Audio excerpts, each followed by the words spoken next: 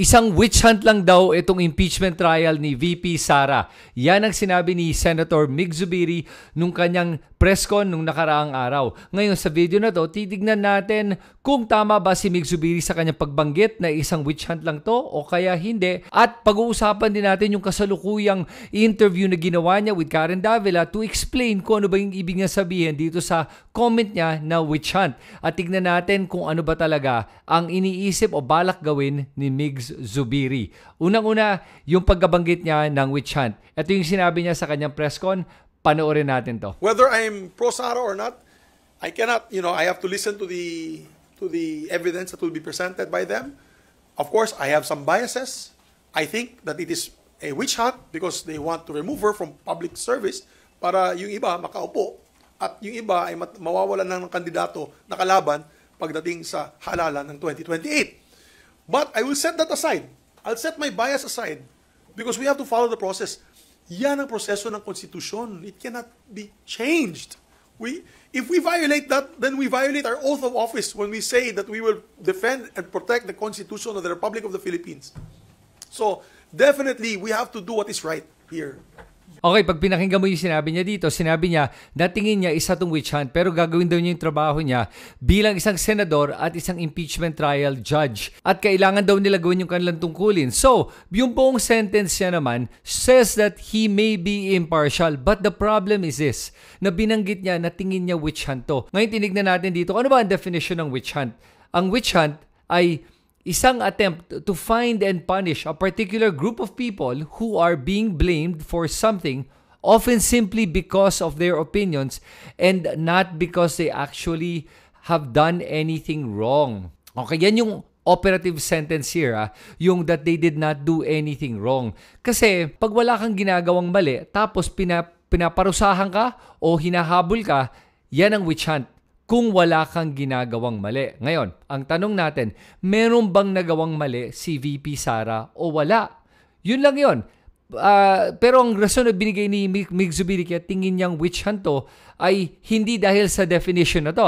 Sinasabi niya na tingin niya ginagawa daw to kasi gusto nilang tanggalin si Sara from possible presidential race in 2028. Kaya daw nila to ginagawa. Pero again, set that aside.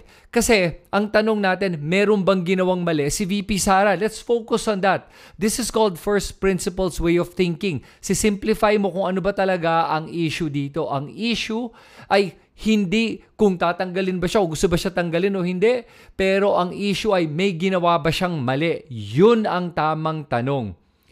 Ngayon, kung may ginawa siyang mali at matatanggal siya sa kanyang posisyon at hindi na siya pwede tumakbo, ay yun yung parusa sa mga nagawa niyang mali at nagawa niyang illegal. And that's the just and right way to do things para magkaroon ng accountability sa ganitong mga katiwalian. Ang tanong natin ngayon, may nagawa ba si Sara Duterte na mali, na illegal, na labag sa batas? Nakatiwalian, na paglulustay? There are 7 articles of impeachment. Sa 7 articles ito, nakalagay dito yung articles of impeachment offenses. Okay. So ano ba yung mga offenses na ginawa niya? Article number 1, yung violation dito is betrayal of public trust, high crimes at constitutional breach. Nag-threaten siya ng isang presidente, Speaker of the House at First Lady. May ebidensya ba yan?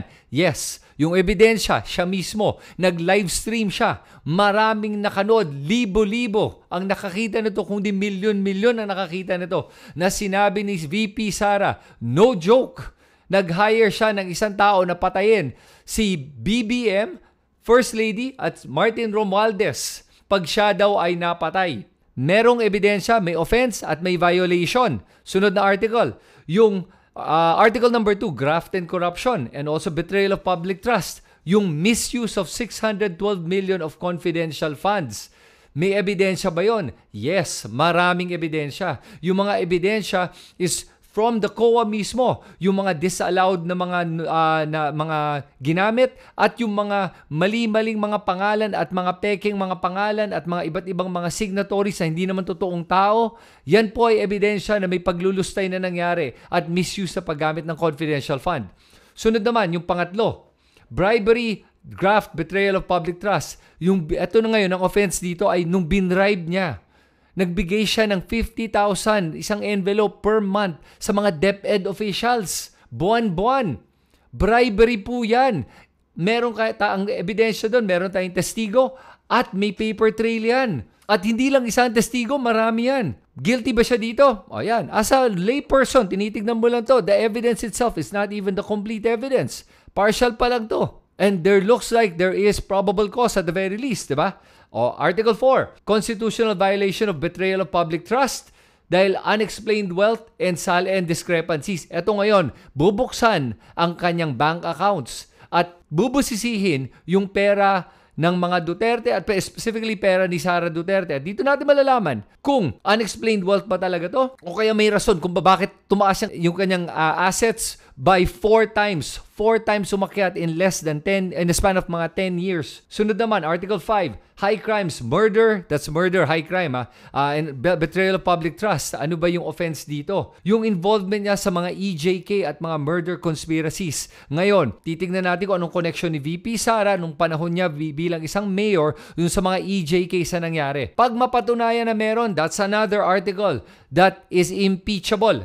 Next naman, Article 6, high crimes ulit, constitutional breach. Ito yung mga political destabilization niya, sedition at insurrection efforts niya. Along with this is yung hindi niya pag-attend ng SONA, yung pag-boycott niya noon, tapos yung pagtawag niya sa sarili niya na designated survivor, tapos yung nag-a-attend siya at nag-head ng mga rallies calling for BBM to resign. Marami po yan. At yung being uncooperative due sa mga congressional hearings and Senate hearings and hindi nagbibigay ng tamang sagot, that is all part of this article, that Article 6 that they're going to be presenting. And in Article 7, yun yung totality of conduct naman. Cumulative misconduct across Articles 1 to 6, dito nila pinapakita lahat ng ginawa ni Sara, kung may nagawa ba siyang mali o wala. Yan po ang hinaharap ni Sara Duterte. Ngayon, habang binabanggit ko to sa inyo na may mga ebidensya na itong mga offenses na nagawa niya, witch hunt pa ba to? Sa kasalukuyan niyang ginawang interview with Karen Davila, inexplain niya dito naman kung ano ba ang dapat gagawin ng isang senador kung tingin niya witch hunt to o hindi. Ito yung pinaka-telling sa sinabi niya na pati ako nagulat ako nung narinig ko to. Ito yung panoorin mo. It is of my opinion only. And therefore, the process should still continue. At the end, we vote. That's the point there. In the end, you vote. If you're sympathetic to Madam Sara, if you feel it's a witch hunt, then you vote to acquit. But if you feel that the evidence at hand is sufficient enough, then you vote to impeach. Okay, yan na. Narinig mo na. Sinabi niya, if you're sympathetic to Sara or if you think it's a witch hunt, vote to acquit. Nakalimutan natin ni Mig Zubiri that your vote is not based on your political alliances. Your vote should be based on evidence. Regardless of whether you're sympathetic to Sara Duterte or not, regardless kung tingin mo witch hunt to, kailangan ang pagboboto nyo to convict or acquit is based on evidence. Yun po, kailangan po ang sympathy nyo ay sa taong bayan at sa konstitusyon at sa ating bansa, hindi po sa inyong mga allegiances at alliances sa mga political personalities. Kaya dito nakakabahala itong sagot ni Mig Zubiri and I don't think he realized na sinabi niya to. Sometimes we say things that we're not aware that we said and how it goes back to us. At ito ngayon ang pagpapatunay na sinasabi ni Mig Zubiri na kung witch hunt ang tingin mo, i-acquit mo. Hindi po. Kahit witch hunt tingin mo dito, pag makita ang ebidensya, dyan po dapat magbabase ang inyong desisyon to convict or acquit. Tapos hindi lang yon. Dito din, tinignan nga natin kung bias ba talaga to si Mig Zubiri o hindi. At ito sagot niya. I am willing to listen to the evidence at hand and come up with a fair judgment later on. Pero my punto is, if you ask me personally, I think really they just want to get rid of the number one candidate for 2028. But with that said, I'm open to the prosecutors presenting the evidence and let us ask them, litisin natin, pag-usapan natin. I want to ask them about the evidence. I want to ask them also, Karen, that is this intelligence fund only unique to the vice president or the president? No. It is also unique to all the LGUs in the country. From Quezon City, Makati, all the LGUs to Apari to Holo. I don't think the fund itself is the issue. The issue is how she used the fund. Right. So, But I wanted the to ask question you. kasi, Karen, is how she used the fund. But many LGUs, you think they're very saintly in their implementation also of the intelligence funds. But So then that doesn't they're make also it right. hundreds of millions, Karen, even But more that than does not make it right. That does No, not correct. make it right. That's fine. Your argument does Correct. not make it right. But my point being is, because they could be misusing it as well, why don't we get rid of the intelligence funds or these confidential funds altogether? Altogether for all LGUs and all other agencies that are utilizing this, Karen. My point is, yeah. we're But do you- singling out one, but there are thousands that have the same fund. So my point there is, I'm willing to listen to the arguments because maybe in aid of legislation, we can learn from this experience and maybe rid the country of these intelligence and confidential funds that are given not to intelligence communities, not to our armed forces, but actual civilian local government units. Okay, so unang-una, no, ito, ang dami niya sinabi dito. And a lot of the things he says is what I call dilatory tactics. Narinig niyo sinabi ko yung term na yan. Yung ginugulo mo yung issue. Kasi sinasabi niya dito na yung mga LGUs din daw, may mga confidential funds. Hindi lang naman daw si VP Sara. At sinisingle out lang daw natin si VP Sara. At sinabi din niya na tatingin ba natin si VP Sara lang ang gumawa ng mali sa paggastos ng confidential fund at yung iba matitino? Hindi natin sinasabi yon. Pero Senator Zubiri, ito lang, ang tanong natin ay, ito si VP Sara nahuli na may ginagawang mali sa kanyang confidential funds. Yun lang ang tanong. May mali bang nagawa? At ngayon na alam natin, hahayaan na lang ba natin na hindi maparusahan tong taong to dahil yung lahat din naman sila ginagawa yon? Eh di kung yung lahat din ginagawa, di habulin din. Di habulin niya ng proper authorities para din matanggalan sa trabaho o makulong, 'di ba? Pero it does not mean that dahil ginagawa din ng lahat, kailangan hindi maparusahan si VP Sara na nahuli na ginagawa to. Mali po yung logic na yan. Then sinabi niya dito din sa narinig niyong interview, sinabi niya na in aid of legislation daw, papakinggan daw niya yung ebidensya para makagawa sila ng legislation na para tanggalin na daw yung confidential funds altogether. I agree with that. 100%. Pero po, ang impeachment trial ay hindi aid of legislation. Ang impeachment trial ay para sa accountability ng isang tao, mataas na opisyal na nahuli na may ginagawang mali sa kanyang confidential funds. Hindi lang yon. Alalahanin po ni Senator Zubiri na hindi lang yung confidential funds isyong pinag-uusapan. Yung pagbabribe ng mga DepEd officials, pinag-uusapan. Pinag-uusapan yung pagbantayan sa buhay ng Presidente, First Lady at Speaker of the House na hindi daw joke. All her seditious actions, EJK, 7 articles po itong pinag-uusapan, hindi lang po isa. Kaya I think medyo misguided itong si Senator Zubiri sa mga sinasabi niya o kaya maybe he's speaking off the cuff. I actually think Senator Zubiri is a nice guy. Wala akong issues with him. I think that maybe he's not thinking of his answers before he gives them. Kaya nagkakaganito yung mga sagot niya. Pero yun ang problema sa sagot nga niyang ganito. Ay nakakalimutan niya na ang issue dito ay may ginawang mali si VP Sara. Yun lang yun. Ganun kasimple. Again, working on what we call first principles. Simplehin natin yung usapan para hindi magulo. May ginawa bang mali o wala? Kung wala, di witch hunt yan at dapat may acquit. Pero kung may ginawang mali, kailangan ma-convict. Kahit na ang ibig sabihin nun, yung mga iba't ibang mga LGUs at yung presidente may confidential funds, hindi naman yun ang pinag-uusapan natin eh. Pinag-uusapan lang natin ay may ginawa bang mali itong si VP Sara. May ginawa ba siyang mali? 7 articles. Hindi lang isa, 7 po. Kung meron, kahit na isa lang doon na matibay na ebidensya, kailangan ma-convict. Ganon kasimple. But I do like the fact that he keeps insisting that ayaw nga niyang ma-dismiss ito at maling proseso yun at hindi tama yun at masisira yung pangalan ng Senado. Totoo masisira talaga yung pangalan ng Senado. Sira na nga lalo pang masisira, lalong pang mawawala ng tiwala ang mga tao sa ating mga senador. Ngayon ito pa isa. Sinabi nga niya na yung mga LGUs, meron din daw silang mga confidential funds. I absolutely agree, meron nga. At tignan nga natin, who is the number 1 city with the highest confidential fund budget? At alam ba nyo kung anong city yon? Davao City with a confidential fund of 500 million pesos taon-taon. Sumunod lang doon ay Makati with 240 million pesos ay in a year, in 2023. Ito yung 2023 confidential funds. Sunod nun is Manila with 120 million, Quezon City with 100 million, Pasay with 60 million, and Caloocan with 60 million.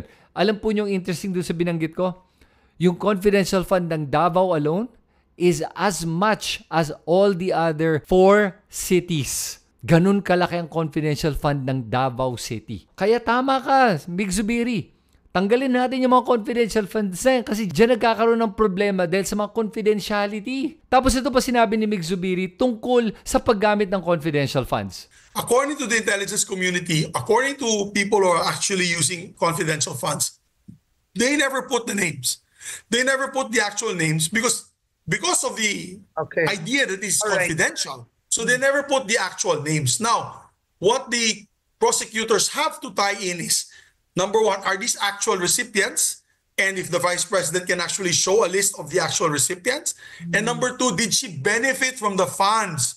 They have to prove that she pocketed the funds, Karen. Now, in the absence of that, I'm keeping an open mind. So my point being is, we just have to study and continue with the process and look at the evidence at hand. But my point being is, why just single out her? Let's get rid of the fund for everybody else. Because maybe we should look into this deeper.